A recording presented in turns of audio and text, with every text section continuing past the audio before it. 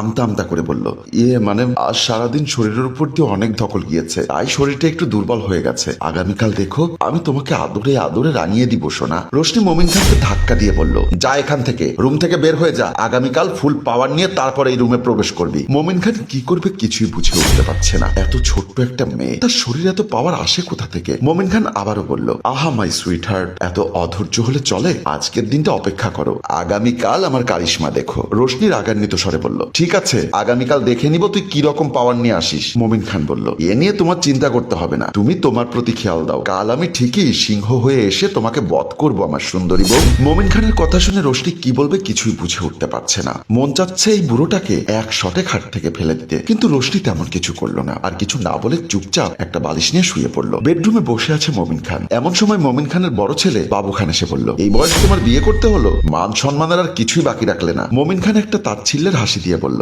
এত উত্তেজিত হচ্ছিস কেন? এখানে বস, ঠান্ডা মাথায় কথা বল। বাবু খান বাবার কথা মতো চুপ হয়ে বসে পড়ল। মাথা ঠান্ডা রাখার মতো কি কোনো কাজ করেছো? এক